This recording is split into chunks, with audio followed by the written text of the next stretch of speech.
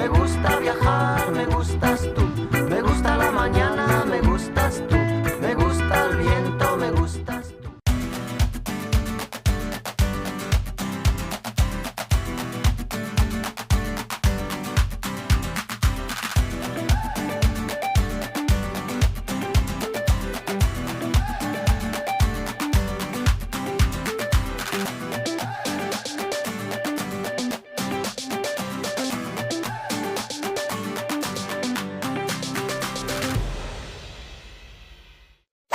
Arrancamos el motor para irnos de aventura desde Cañizares. Nos subimos a la Cañifurgo para explorar un territorio de cañones, pinares infinitos, miradores naturales y unas paredes rocosas llenas de vida y de agua, de mucha agua. Aquí la naturaleza marca el ritmo para todo tipo de capacidades.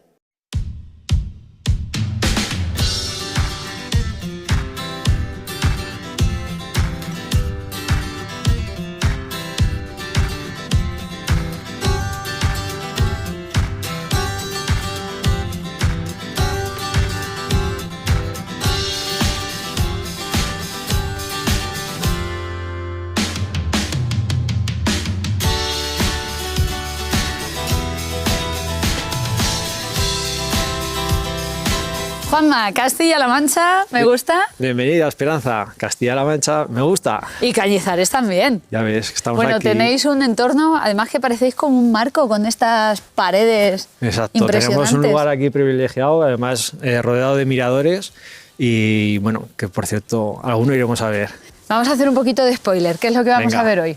Bueno, pues este año Cañibai está centrando en el turismo para todos y lo que vamos a hacer es, pues a través de una inversión nueva que hemos hecho, que ahora veremos, vamos a visitar uno de los miradores porque queremos que toda la gente, tanto la tercera edad como gente con discapacidad, pueda disfrutar de estos miradores y de la serranía de Cuenca como tiene Cañizares. Claro, esta es la serranía alta de Cuenca, ¿no? Correcto, eso es. Y bueno, la verdad que está desconocida y Cañibai está trabajando, que de hecho ahora lo veremos, para que vean lo que son capaces de ver y luego que tenemos un vehículo pues especial para poder acceder a ello. Apto para todos los públicos. Apto para todos los públicos. Venga, pues en marcha, un buen punto para empezar. Hombre, por supuesto, además aquí en la iglesia de Cañizares, que es muy bonita. Pues hala, vámonos. Venga.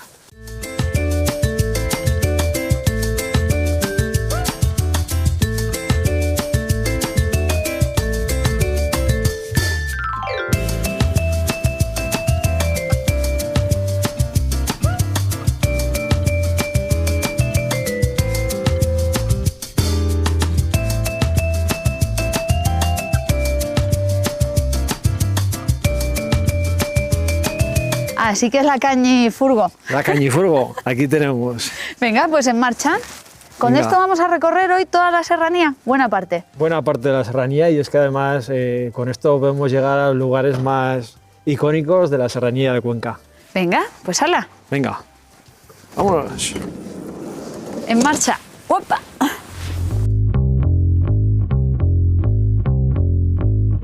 Castilla-La Mancha me gusta, Jesús.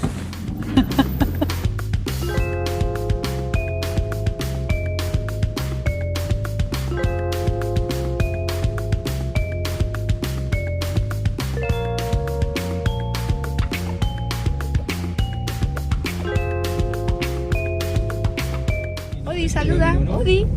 Si ya enganchas el depósito, ya hay Ahora. una senda que sube para arriba. También le gusta Castilla-La Mancha.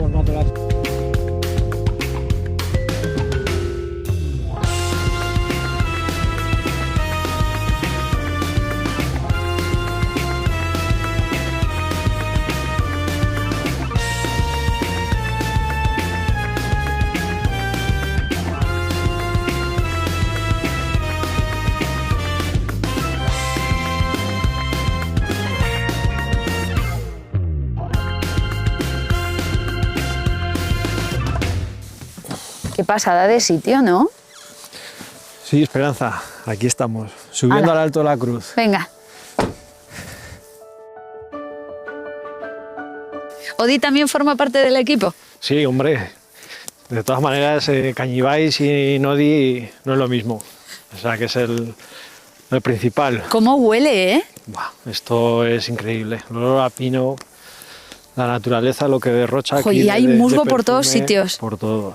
No nos hemos subido aquí por capricho, ¿no? No, qué va. Al ¿Qué final nos estas querías piedras- enseñar? Todas estas piedras que tenemos aquí alrededor tienen sentido. Y es que antiguamente, como trabajaban tanto las personas en el monte, había una cosa aquí en las piedras que se ha creado pues, de forma natural, que se llaman los calderones. Y es que aquí, si podemos ver, se forman como agujeros. Los pastores y el ganado lo que hacían era beber agua. Y por eso tiene el nombre de calderón. Que al final, pues bueno, son fenómenos de la naturaleza. Lo que es curioso son las formaciones estas, ¿eh? Esta zona se le llama la típica, la de los calderones. Toda la serranía de Cuenca forma parte del sistema ibérico y para que nos hagamos una idea, todo esto estaba sumergido en esas aguas someras del mar de Tetis. Correcto. Estamos hablando de la época del Cretácico, Jurásico, por ahí. Sí, yo creo que Cretácico, yo creo que es lo que más asemeja a este tipo de terreno que hay. Hasta que se produce la orogenia alpina, se forman los Pirineos, este sistema ibérico, y emerge hace 65 millones de años. Por lo menos. La verdad que es súper curioso antiguamente cómo la naturaleza ha hecho pues, bueno, el que estemos aquí ahora hablando de ello, y la verdad que es digno de contar. Y lo curioso es que no era el paisaje que hoy vemos, esto lo produce la erosión. Correcto. De viento y agua. Viento y agua. Todo el mundo piensa en esa ciudad encantada súper conocida de Cuenca, pero Cuenca en sí ya es se podría decir una provincia encantada, porque hay muchas de estas formaciones. Correcto, sí, de hecho aquí en Cañizares también tenemos la zona llamada El Mosquil, donde le decimos la pequeña ciudad encantada de Cañizares. Bueno, de hecho, todo este paisaje kárstico se sigue formando, Vamos a ver bastante. que esto es el principio de la ruta, que nos queda más. Mira, Venga, Odi, vamos, que te a veo muy corruchar. activo hoy.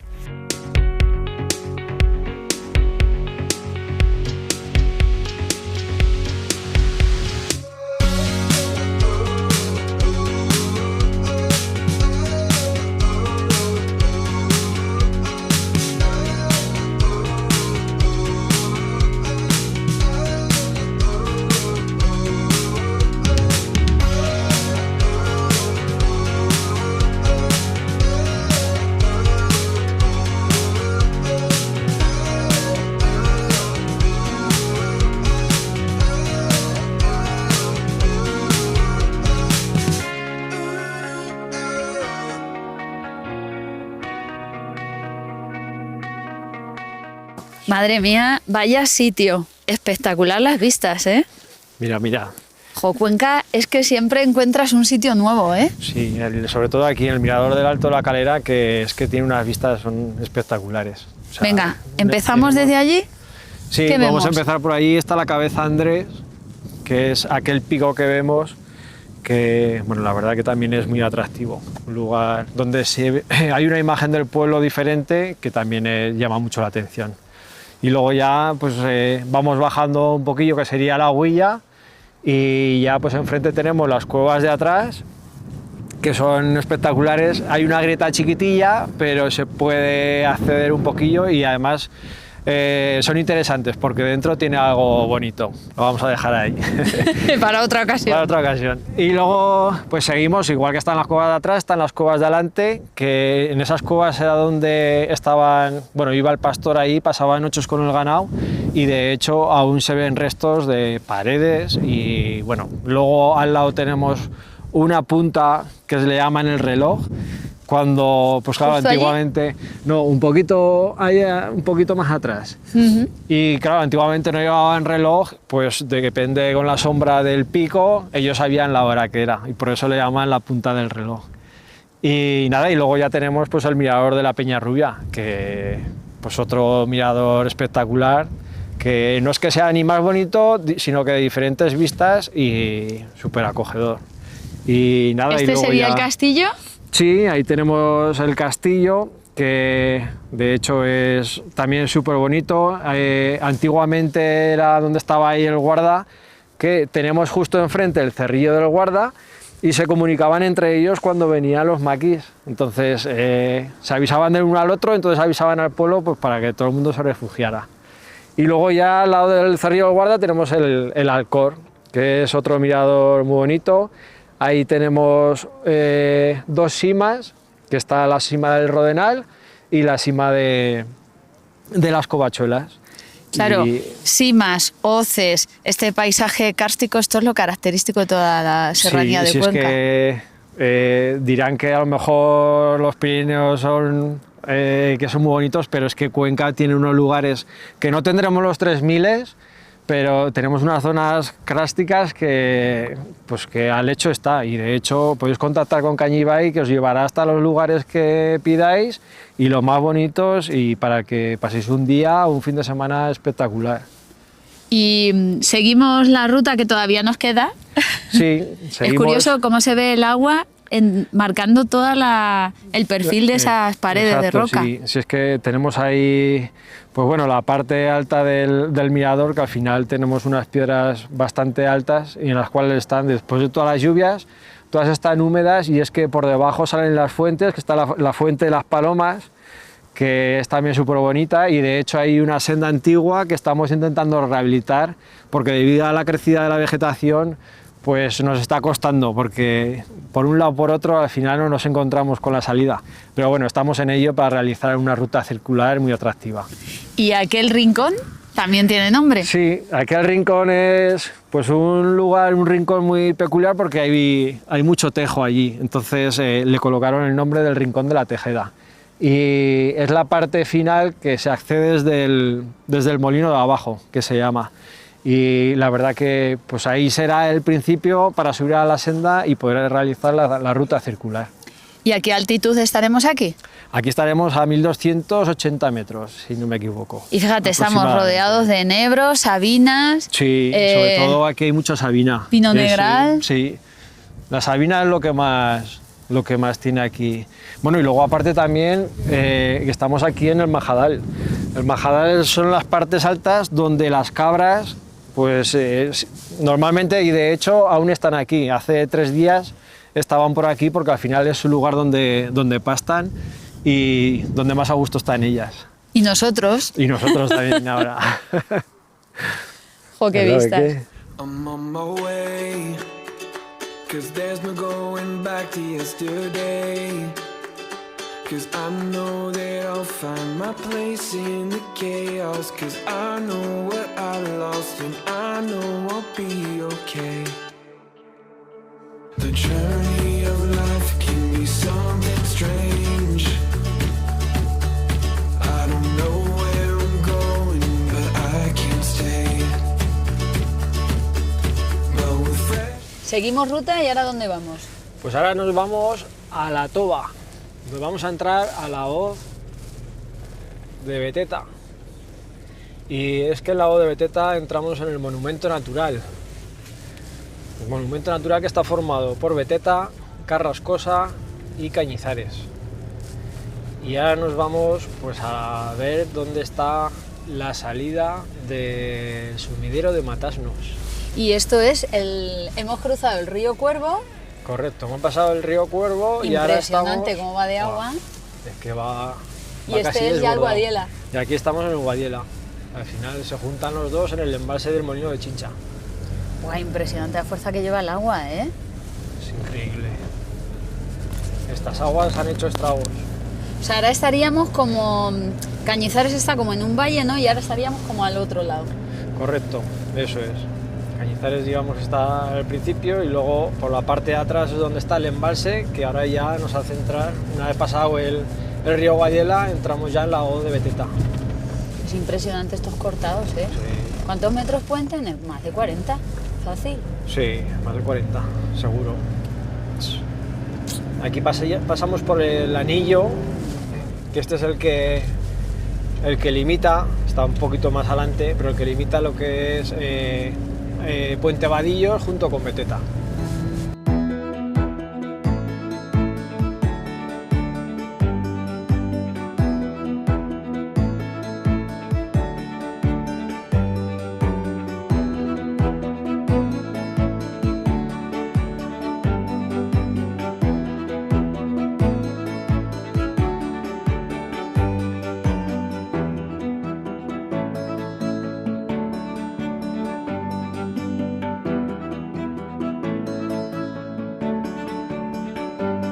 ¿Dónde estamos? Estamos en la Casa de la Toba y el lugar específico de donde sale el sumidero de Matasnos. Esta es la salida, ¿vale?, del sumidero de Matasnos, el cual este arroyo emboca en el Guadiela. Pero lo curioso es que justo digamos, de la roca para arriba no hay agua. No hay nada de agua. Aparentemente. Que veamos, no. Estaría debajo de la roca. Correcto. Al final es todo agua que al ser piedra caliza filtra el agua y lo que hace es juntarse en este arroyo. Mira, vienen a visitarnos, quieren asomarse también. Bueno, es impresionante porque tenemos, no sé, tendríamos que contar que se va a posar. Que va a aterrizar. Uy, es que estamos rodeados de buitre leonado. Un buitre leonado, pura naturaleza. Y estamos aquí en el monumento natural de la Serranía de Cuenca, como es aquí el lado de Beteta, y es que es increíble. ¿Y dónde tenemos a Jesús apoyado? En un pedazo de tilo que es súper precioso. Es increíble la de años que tendrá y lo bonito que es estructuralmente. De hecho, parece que abraza la roca. Sí, de hecho tenemos ahí una piedra que está abrazadito para que no pase frío. Aquí al lado del arroyo. Hay que perdonar el sonido ambiente, pero es que merece la pena que se vea la fuerza que lleva este arroyo, este agua. Sí, porque la verdad que es que a día de hoy la naturaleza está salvaje, con el agua que ha caído, y es digno de estar aquí tranquilo, escuchar el ruido porque llena. La verdad que esto es energía positiva pura y dura. No necesitamos música. Nada. Mira. Otro. Y aquí otro. Wow. No. Espera, que ahora vamos a echarle el contraplano a Jesús.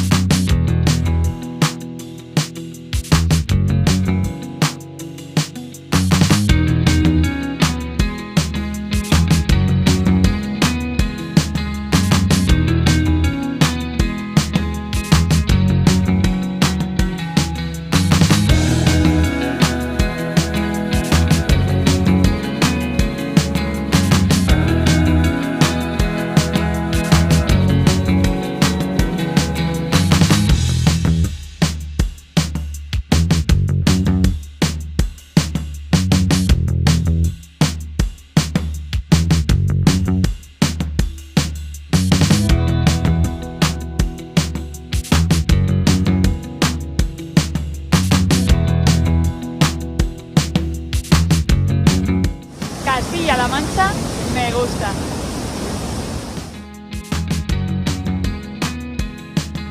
Acabamos de ver esa explosión de vida del sumidero del Matasnos y esta sería la boca.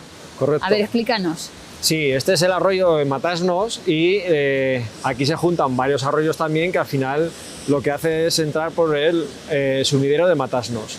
¿Por qué se llama sumidero Matasnos? Porque antiguamente la gente trabajaba mucho con lo que es caballería, de hecho con asnos. Entonces los burros venían aquí a beber agua, pues como el terreno es muy resbaladizo, al final había alguno que caía y se metía en el agujero y no había manera. Entonces pusieron ese nombre que nos gusta mucho, pero bueno, Matasnos, y de ahí viene el nombre.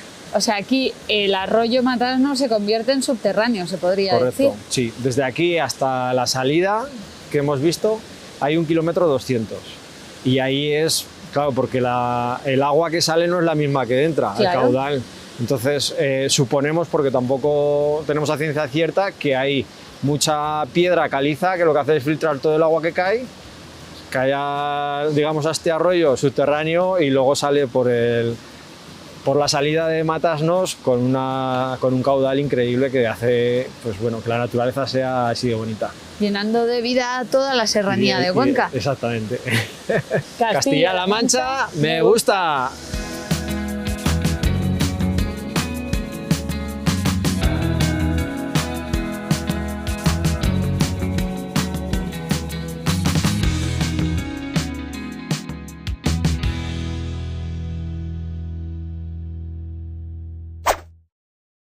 Son restauradoras, pero también tasadoras de arte. Han conseguido transformar su pasión en un proyecto que combina sensibilidad, ciencia, creatividad y emprendimiento en una ciudad con corazón de artista. Son las cirujanas del arte.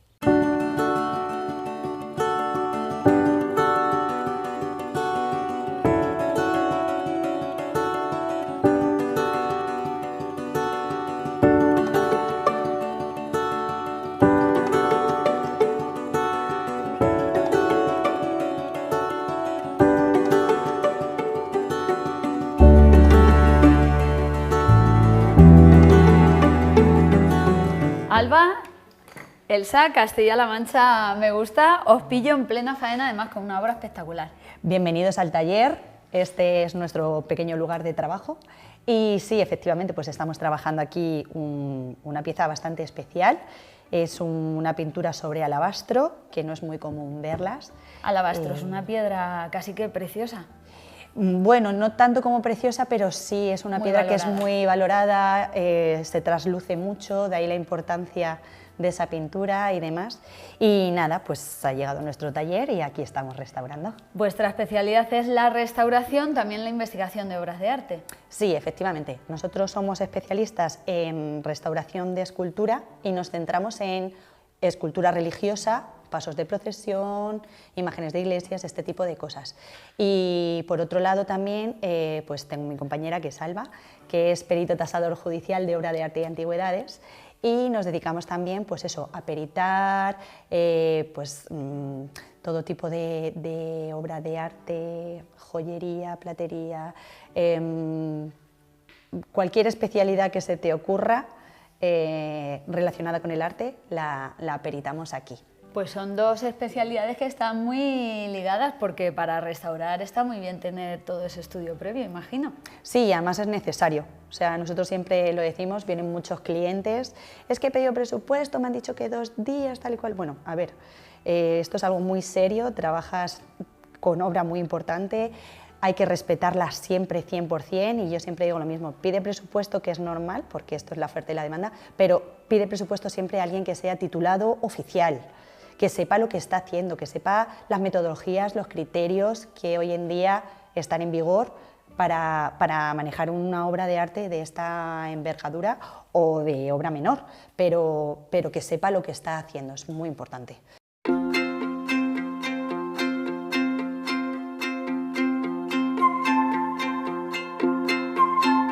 Cuéntame en qué estado llegó.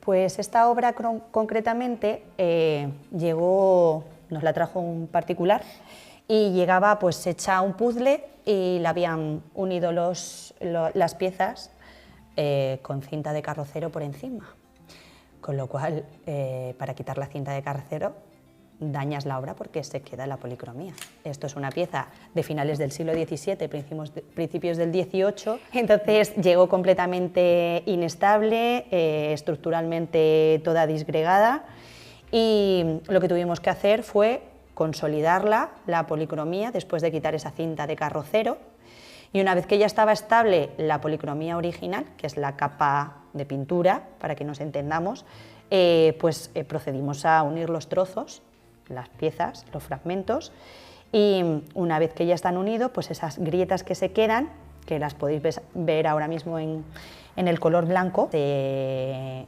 estabilizan o se equilibran con una masilla que llamamos estuco, y esa masilla se deja a nivel de pieza. Quiere decirse, en el alabastro es muy difícil porque es piedra y tú no puedes manejar la piedra si no está 100% bien pegada, si no se queda desequilibrio. Entonces, bueno, con la masilla intentamos nivelar y sobre esa masilla lo que hacemos es añadir color, que es el paso que estamos haciendo. Estamos reintegrando cromáticamente el alabastro. Ese sería el último de los pasos, de otros muchos que te he contado así un poco por encima, los más importantes. Y nada, y una vez que ya está puesto todo el color, lo último que faltaría sería pues un barniz final para que se quede completamente camuflado y que no notéis lo que es la reintegración. Cuando te llega una pieza así, lo primero que hay que hacer es, entiendo, investigar, ver si es auténtica. Imagino que hay que documentar todo el proceso. Nosotros inicialmente hacemos un estudio previo, analizamos el material, analizamos el estado de conservación, se le hacen pruebas de a ver cómo está, se puede intervenir, no se puede intervenir, cómo se podría intervenir. Es muy importante porque tienes que saber, tienes que saber lo que estás haciendo, lo que estás viendo para no dañar el original. Entonces, cuando ya tienes toda esa información, se le hacen radiografías, se le hacen rayos X, dependiendo de la obra en sí. Hay obras que no necesitas nada, pero hay en otras obras que necesitas muchísima información científica antes de poder intervenir. Mucho tiempo de trabajo. Mucho tiempo de trabajo, mucho tiempo.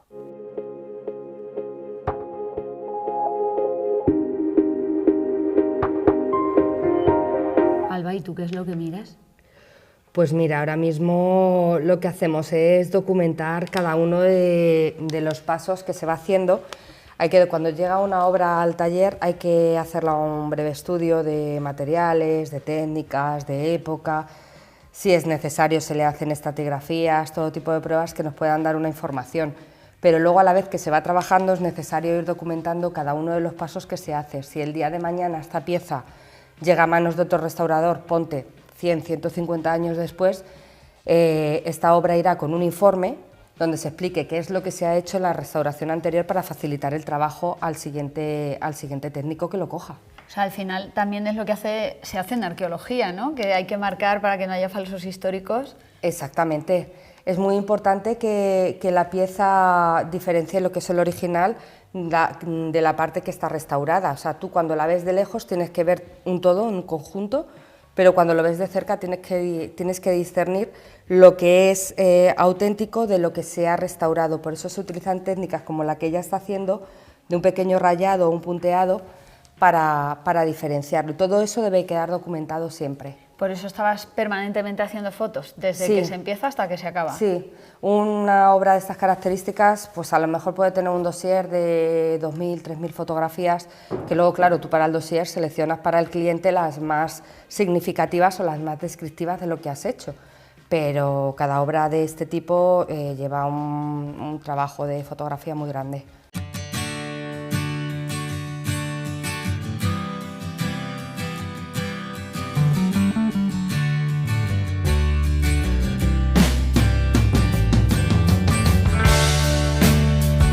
¿De dónde viene este yacente? Este yacente es de los Navalmorales, de un pueblito de aquí de los Montes de Toledo. Sí, es una imagen que es súper devocional de allí del pueblo, le tiene muchísimo cariño porque la talló un señor de allí del pueblo. Y nada, la tenemos aquí pues porque estructuralmente estaba en muy mal estado. Bueno, al sacar en procesión, las imágenes y las colas con las que unen los tablones de madera se desencolan, con las vibraciones sufren mucho. Y esta imagen en concreto pues está, como ves, rajada de arriba a abajo. Sí, desde aquí se ve además perfectamente. Sí, está hecha por tablones y al encolarlos pues han ido desencolando y se han abierto. Entonces es súper importante el trabajo de consolidación estructural para volver a unificar todas esas piezas y que no se les siga abriendo, no se les siga agrietando y que les dure el máximo tiempo posible. Sois un cruce entre un quirófano Sí. y un taller de artesano maderero convencional. Sí, siempre nos dicen lo mismo, sois los cirujanos del arte. Pues mira, es un honor ser un cirujano del arte. Siempre lo digo, nosotros podemos ser artistas por otro lado, pero en este caso los restauradores estamos al servicio del autor. Pero es una responsabilidad, ¿eh? Totalmente. No solamente por la obra de arte, sino también por el valor emocional que tiene para los fieles. Totalmente, juegas mucho con eso porque bueno, cuando viene aquí vienen unas características y la gente no sabe cómo va a llegar de vuelta. Entonces ahí siempre está la cosilla esa de que a la gente le guste tu trabajo, no le guste, que entienda lo que has hecho, porque muchas veces el restaurador no puede llegar más allá porque puede dañar la obra. Entonces la gente no entiende cómo te has quedado ahí, le falta un poquito, o esto se nota, o esto se ve, o no se ha quedado súper nuevo y no brilla. Entonces, bueno, ahí está la labor luego de todo el informe final que hacemos, donde documentamos todo lo que se ha hecho, se explica específicamente y el por qué se ha hecho así. y no También se ha hecho de otra nuestra forma. hoy de explicar lo que hacéis. Sí. Tú estás preparada ahí con las jeringuillas y tú Sí. con un taladro. Sí, pues mira, Alba lo que va a hacer en este caso es, aquí tenemos una grieta de lado a lado, bueno, llega desde arriba, ¿vale? Pero en este caso vamos a consolidar lo que es la grieta en sí. Por la parte de abajo, como hemos dicho, está separada la madera, pero ya está consolidado, entonces ya se pegó, se utilizó una masilla que hace tapón. Entonces ahora lo que vamos a hacer va a ser consolidar desde aquí arriba para que todo el interior de esa grieta los tablones puedan unirse y una vez que hagamos eso, pues ya se trabaja con las masillas para que se disimule esa grieta y que ellos no lo vean. Alba lo que va a hacer en este caso es consolidarlo, inyectar alcohol para que abra el camino y el poro y luego va a inyectar acetato de polivinilo, que para que nos entendamos es como la cola de carpintero blanca de toda la vida, y esa cola va a ir siguiendo el canal que ha abierto el alcohol, llegando a más sitios y siendo posible que la fijación sea pues mucho mejor.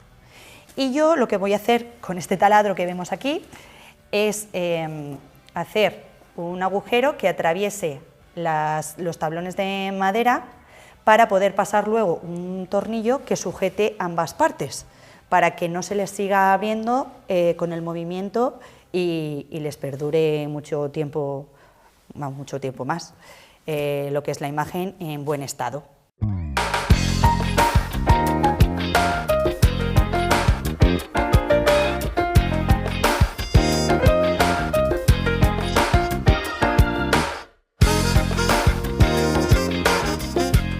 ¿También talláis?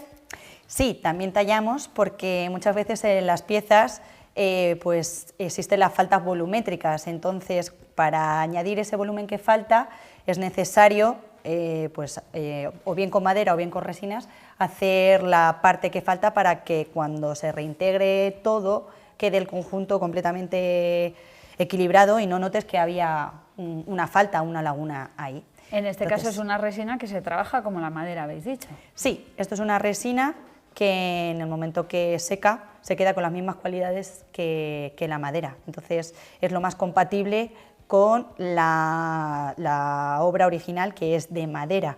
Esto se puede hacer o bien de madera directamente tallada o se puede hacer mediante resina. En este caso, como este volumen falta en las otras caras, lo que hemos hecho es hacer un molde de silicona a una de las partes, que es la única que nos queda, para que todas sean iguales y se asemejen lo máximo posible. Lo que estamos tallando aquí es la unión entre la pieza original y esta pieza de molde que hemos sacado para que no se note los saltos entre unas y otras.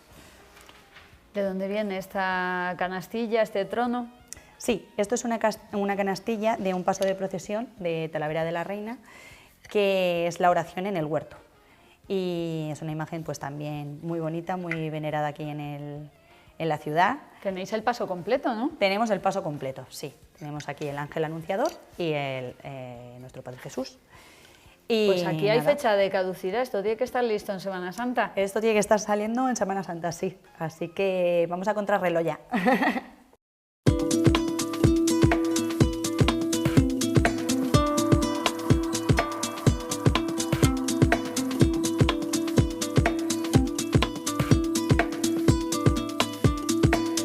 ¿Qué está haciendo? Pues mira, ahora mismo está procediendo a un paso que es el nivelado de lagunas, que se hace a través de una masa que se llama estuco, con lo cual luego este sería el paso en bruto y ahora ya está procediendo a lijarlo y a dejar la laguna nivelada. O sea, digamos que aquí ya está bastante avanzado, ¿no? Sí, aquí ya está, es un proceso, no es el último, pero de los últimos sí, ya podemos decir. Lo primero es arreglar la estructura y bueno, pues se va arreglando, la imagen se va arreglando de dentro hacia afuera. ¿Y el estuco qué es? El estuco es pues una especie de la familia del yeso, pero muy fino. Y entonces ella lo está nivelando con una lija suave, pero también se puede nivelar con un hisopo con agua. O sea, es muy somero y entonces se puede llevar. Y entonces te llevas el resto y el estuco se queda solamente en aquel lugar donde no hay superficie y se queda nivelado para luego poder proceder a poner la policromía. Aquí sois creativas porque es obvio que lo sois, pero la creatividad se tiene que quedar casi que en casa. Sí, claro. Nosotros no podemos corregir nada de lo que dice el autor original. Nosotros podemos ser artistas, pero cuando uno se enfrenta a una obra de arte tienes que respetar al máximo el original, no puedes inventar absolutamente lo que tú quieras. No, aquí hay unos paradigmas, hay unas normas y hay que cumplirlas. Elsa estudió Bellas Artes, se especializó en restauración también, en diseño de joyas. ¿Y tú? Bueno, yo soy licenciada en Historia del Arte y bueno, luego a través de una casa de subastas hice generalista en Antigüedades del siglo XX y luego bueno, pues estoy haciendo el doctorado en técnicas avanzadas de investigación artística. Así que haznos una radiografía de la importancia de esta figura para Talavera. Bueno, pues esta figura sale de un taller semi-industrial que se llama Rabás y Rollo, que está en Valencia, es de 1928 y es una figura, no es industrial, pero sí un camino previo, preindustrial. ¿Qué pasaba en aquella época de posguerra? Pues en Valencia, que era el centro donde realmente se hacían todo este tipo de obras, era muy prolífico, solo había 2 talleres capacitados para tener todos los oficios juntos. Entonces, uno era el de Jeriquechús y otro es el de Rabás y Rollo. Eran los únicos 2 que tenían capacidad para hacer todos los oficios de golpe porque los otros estaban todos estructurados cada uno en un sitio. Y entonces fue un poco pionero porque realmente trató el taller del escultor con escultores anónimos como si fuese una empresa de arte. Eso era bastante novedoso para la época. Y bueno, pues es una obra que es una copia de Salcillo con una calidad magnífica, que bueno, cuando ya esté reintegrada, barnizada y demás, va a ser espectacular, y que desapareció en 1953. No se volvió, a partir de 1953 no se vuelve a hacer una obra de este taller. Entonces tiene su parte histórica, tiene su parte artística y bueno, pues ya se puede considerar una antigüedad porque tiene más de 50 años.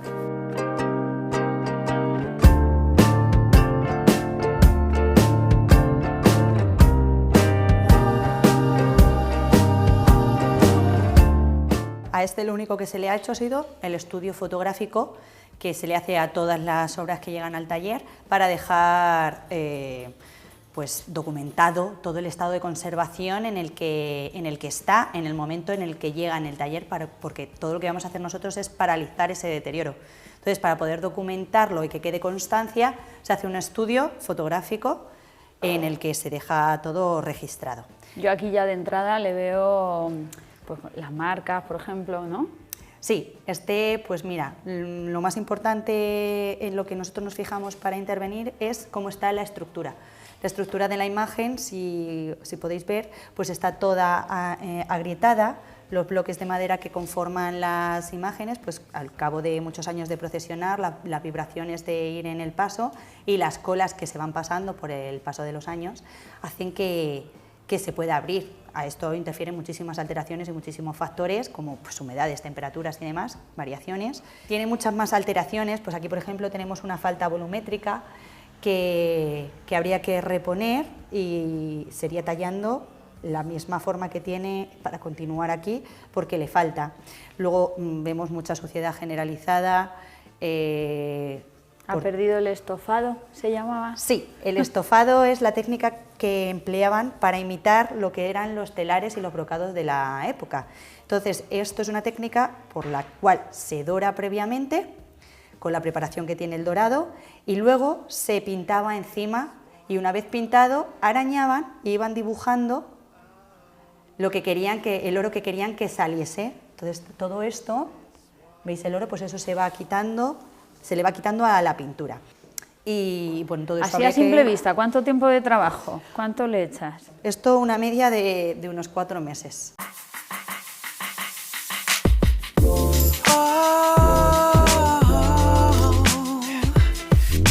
Esta pieza también es singular. Esta pieza la tenemos un especial cariño porque, bueno, es una pieza del siglo XVI, es la parte de arriba de un tornavoz. Un tornavoz es la parte que cubre un púlpito y es una talla maravillosa del siglo XVI. Este sería el remate, pero realmente ha perdido, aquí llevaría una llama o una paloma, que es la llama flamígera. ¿Y qué pasa con esto? Que viene de un convento de Talavera, del convento de San Jerónimo, Santa Catalina, Y con la desamortización muchos bienes se perdieron, luego el convento se vendió, etcétera, etcétera. Esta pieza se ha podido mantener, no sabemos por qué, como otras muchas. Estaba siendo utilizada como peana de una virgen y la realidad es que cuando empezamos a estudiarla nos dimos cuenta de realmente lo que era.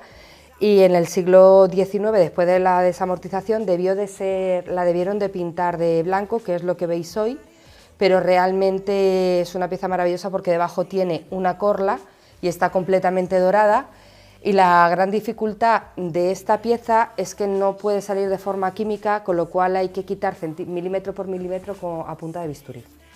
Aquí es donde habéis hecho la cata, que habéis visto lo que hay debajo, ¿no? Exactamente. Esta pieza estuvo en un colegio de orfandad, San Prudencio, aquí en Talavera, y bueno, podemos ver que algunos niños dejaron su impronta en el año 67. Las de historias que esconderán estas piezas, ¿eh? Es sorprendente, te llega cada cosa que te maravilla, pues las típicas informaciones o documentos de familias que vienen dentro de los cuadros, que la gente los guardaba ahí, o de repente te llega un mueble y te llega con una colección enorme de sellos de Lola Flores del año 50, o sea, cosas maravillosas que dices tú, la gente lo guardaba aquí y los herederos, que son los que realmente te lo traen para restaurar, no lo saben, y cuando se lo dices, aquí hubo incluso... sacamos de un baúl de una señora que venía a restaurar un baúl de su abuela, sacamos una fotografía y restauramos la fotografía, que ella no lo sabía, y se la pusimos en el baúl. Y lloró mucho, fue muy emotivo. Sede de la presidencia de la Junta de Comunidades de Castilla-La Mancha, pero también un edificio con más de 5 siglos de historia, a pocos pasos de la catedral y levantado como una residencia nobiliaria en el siglo XV. El Palacio de Fuensalida conecta el pasado de Toledo con el pasado de España.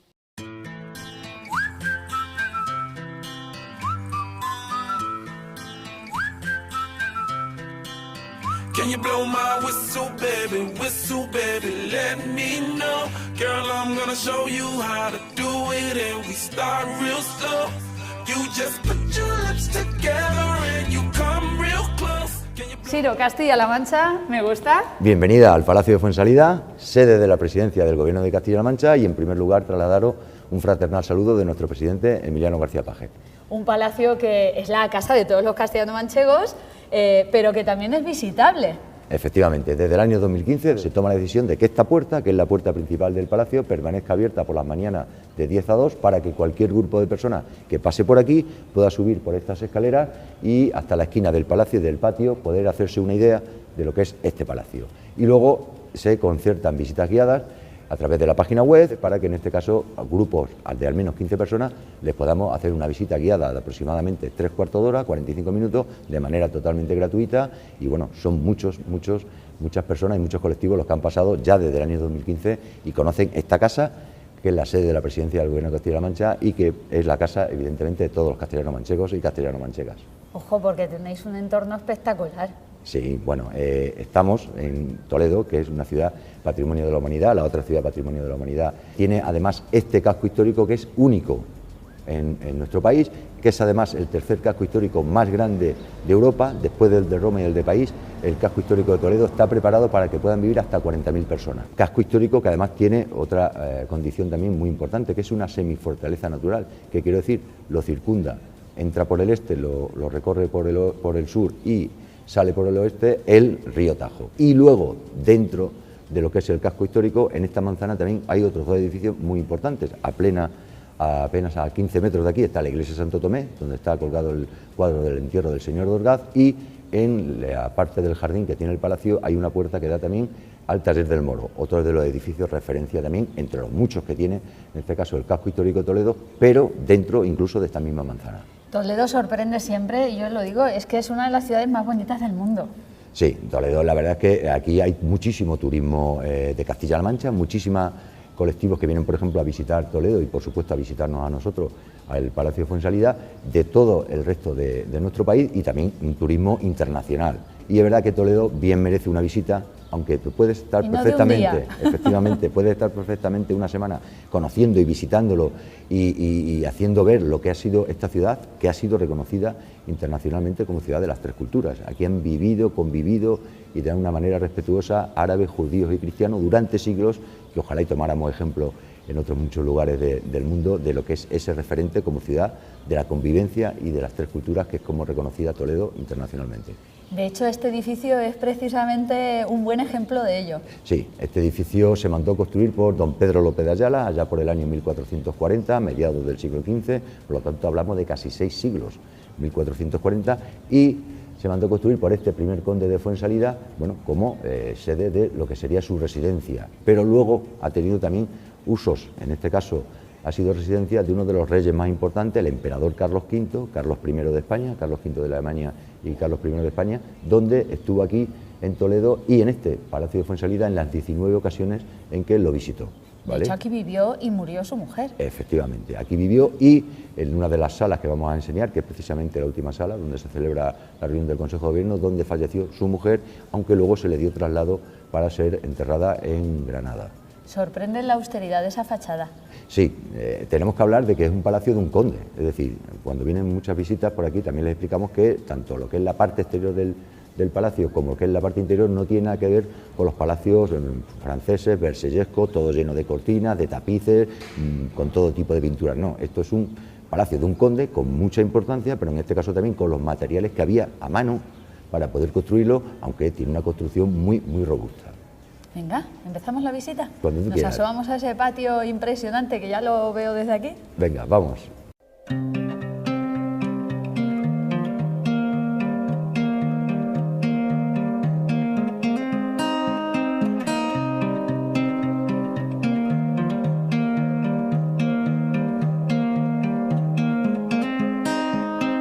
Jumping up and down the floor.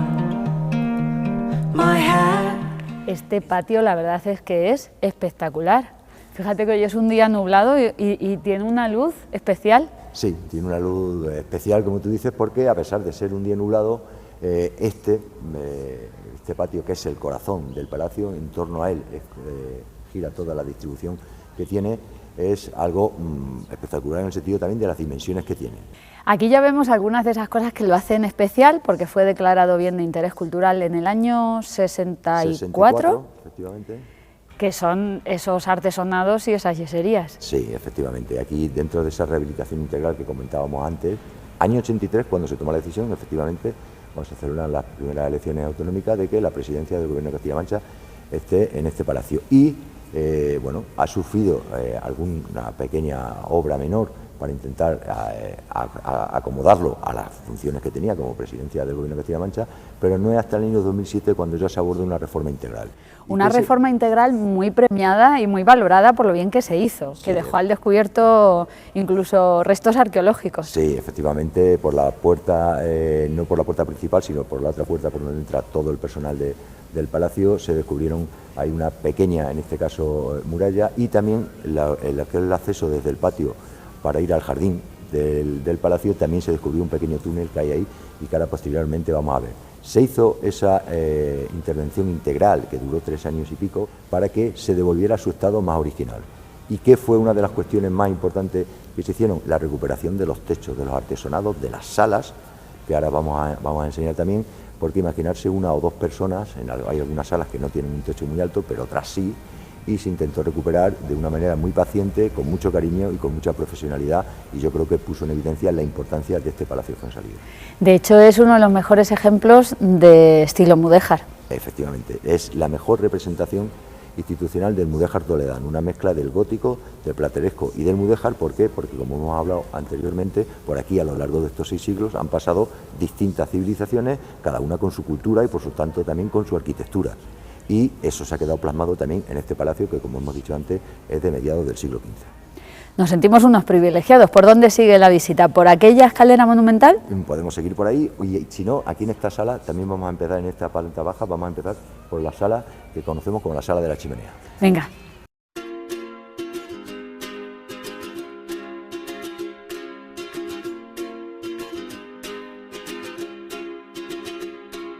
I was scared of dentists and the dark. I was scared of pretty girls and starting conversations. All my friends are turning green. Yeah, the magician's assistant. Ciro, no sé dónde mirar, no sé qué me gusta más, si el artesonado, las vistas, la chimenea, pero empezamos por el artesonado. Muy ¿Es bien. la policromía original? Sí, es la policromía original y como comentaba, en esa rehabilitación integral que se hizo del año 2007 a 2010, fue uno de los trabajos, en este caso, más esforzados y con más cuidado que se tuvo que hacer, porque era una o dos personas subidas en un andamio intentando recuperar, en este caso, en base a la documentación que existía, aquello que realmente estaba pintado o estaba tratado, si en este caso fuera la madera. Pero, como dices, esta sala tiene un encanto especial por lo más característico que tiene también, que es la chimenea que tenemos aquí a nuestra espalda, una chimenea que funciona, que se utiliza, y una sala que se utiliza para distinto tipo, en este caso, de reuniones, ¿vale? Tiene un ventanal también aquí que da a la otra parte, a la parte sur de la ciudad, donde ya no lo vemos, pero cruza por ahí el río Tajo, y están las construcciones muy características también de la ciudad de Toledo, que son edificios, edificaciones de familias pudientes y otro tipo de alojamientos, en este caso hotelero, y que se llaman cigarrales. Es una palabra que se utiliza no solamente aquí en Toledo para denominar a ese tipo de construcciones. Y como veis, bueno, pues una sala también de unas dimensiones importantes, considerables, con un artesonado y un techo que no tiene nada que ver con el de la entrada ni con las otras salas que vamos a ver, y eso es precisamente lo que también tiene este Palacio de Fuensalida, el encanto por su singularidad que tienen cada una de las salas. Están presentes los escudos siempre de los condes de Fuensalida, que Sí. se van como alternando, ¿no? Efectivamente, se alternan con los escudos de otros señoríos, de otros condados, de otros marquesados, en este caso, con los que tuvieran en este caso alguna relación de amistad o comercial. Luce espectacular.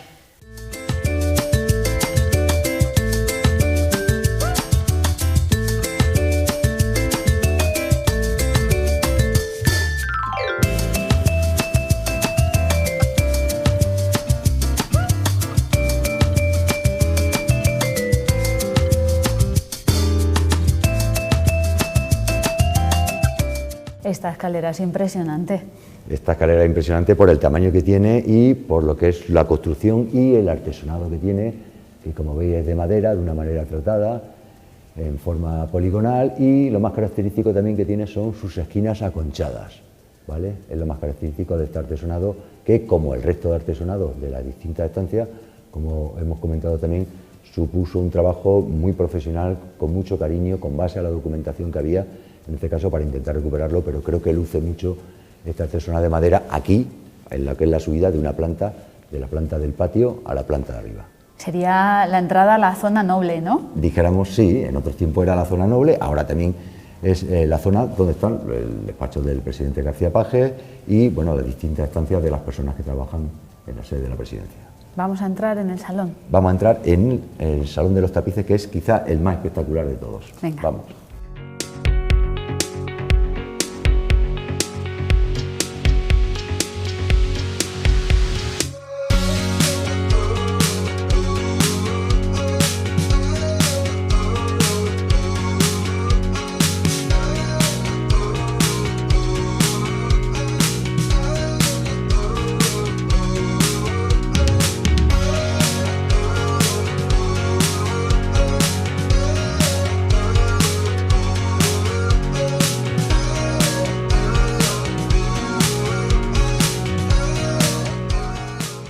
Este sería el salón principal y de alguna forma sigue siéndolo. Sí, efectivamente, este es el conocido como Salón de los Tapices, es el más grande, el más espectacular, el que tiene el techo más, en este caso más característico por su forma curvo rectangular y, como comentamos en otras salas, pues también a la hora de su recuperación supuso un trabajo muy tedioso, pero también, como en los otros sitios, realizado con mucho cariño y con mucha profesionalidad.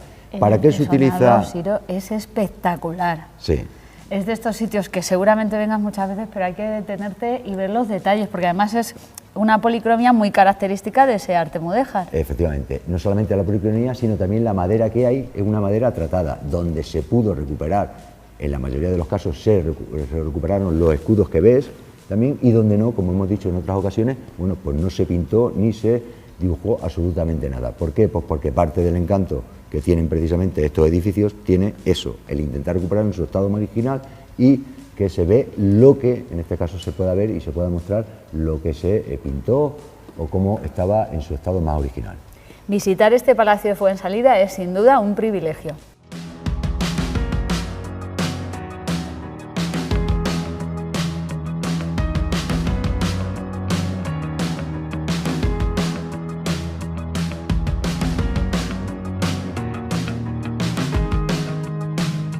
¿Este le llamas el pulmón verde del palacio? Sí, me gusta llamarlo el pequeño pulmón verde, aunque no es tan pequeño, el jardín que tenía este palacio original y que nos gusta siempre enseñar a toda la gente, a todos los grupos que nos visitan, para mostrarles que bueno, también había un jardín dentro de lo que es este palacio, porque son muy pocos espacios verdes lo que hay dentro de lo que es el casco histórico de Toledo.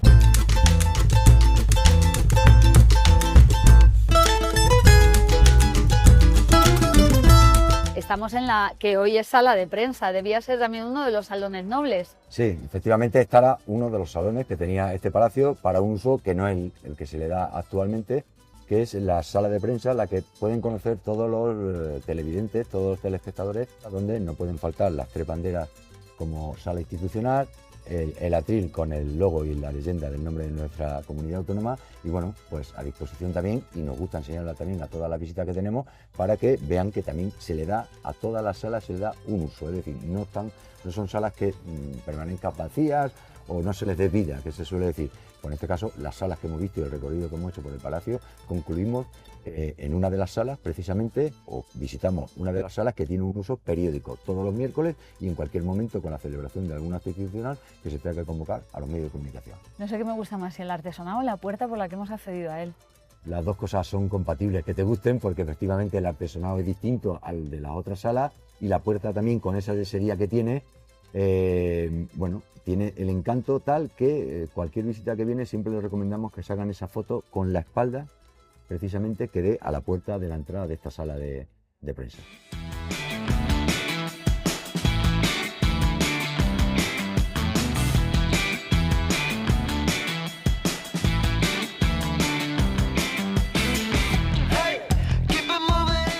Veo que el escudo del conde de Fuensalida nos sigue acompañando en este techo que también es una maravilla. Sí, efectivamente este techo también es quizá el más recargado porque están todas sus vigas, en este caso también policromadas, y supuso también un trabajo como en las otras salas también, pues bueno, muy laborioso, con mucho cariño y bueno, basado en este caso en la documentación científica, histórica que teníamos. Es la sala de la emperatriz Isabel de Portugal, que preside prácticamente o está presente en distintos sitios de este Palacio de Fuensalida, es conocida así por este nombre, la Sala de la Emperatriz Isabel de Portugal.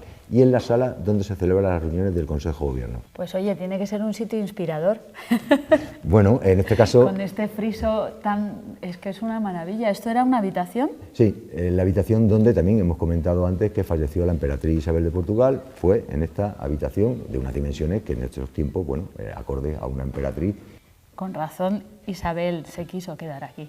Bueno, Isabel, efectivamente, ella falleció aquí, pero también le gustaba mucho estar aquí en Toledo. El hecho luctuoso, en este caso, de que falleciera precisamente en esta sala, aunque luego se le diera traslado para su entierro en Granada, pues bueno, pone un poco de relieve la importancia que tenía esta ciudad y este Palacio de Fuensalida en concreto como sede y residencia de Carlos V y de su emperatriz, la Isabel de Portugal. Me llaman la atención las puertas. Bueno, las puertas, las ventanas, lo que son las rejas, efectivamente son las dimensiones que tenían y fijaros el fondo, el ancho que tiene esa ventana, bueno, era la construcción, en este caso de un palacio con unas dimensiones y una consistencia importante. Como veis solamente son 2 plantas, esta y la planta de arriba, que ya hemos visto algunas salas, pero efectivamente era una construcción muy robusta y que precisaba en este caso de que los materiales, que eran los materiales acordes a los que había en aquella época, pues se emplearan de la manera más eficiente para la construcción de este palacio que, como digo, bueno, pues merece la pena visitar, no solamente aprovechando la visita que nos hacéis vosotros y que van a poder ver todos vuestros telespectadores y que, como siempre, les gusta decir a nuestro presidente y a mí me gusta despedir cualquier visita que nos recibe, están en su casa y podéis volver cuando queráis. Volveremos.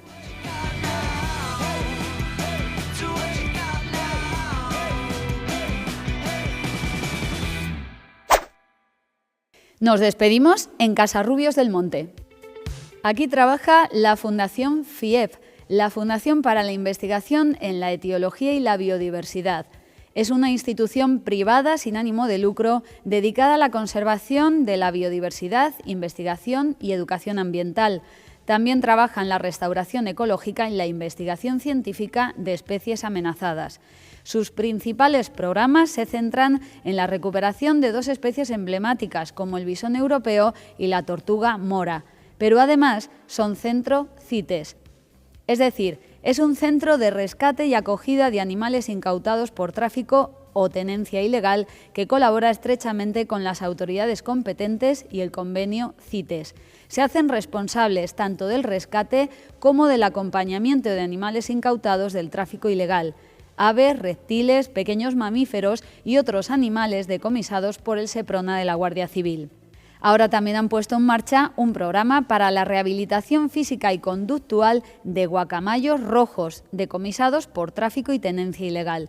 Estas aves llegan a sus instalaciones con graves secuelas, arrancamiento de plumas por estrés, conductas estereotipadas y problemas nutricionales derivados de dietas inadecuadas. El proyecto, financiado por el Ministerio para la Transición Ecológica y el Reto Demográfico, incluye planes nutricionales personalizados, enriquecimiento ambiental diario y áreas de cuarentena adaptadas a sus necesidades. Entra en su página web y colabora. Puedes apadrinar a uno de estos animales para garantizarles un futuro mejor. Hasta aquí nuestro Castilla-La Mancha Me Gusta de hoy, pero ya sabes que puedes sumar kilómetros con nosotros y recorrer toda Castilla-La Mancha. Escanea este código QR que te llevará directamente a la web de CM Media. Nosotros, ya sabes, seguimos presumiendo y reivindicando Castilla-La Mancha. Me gusta.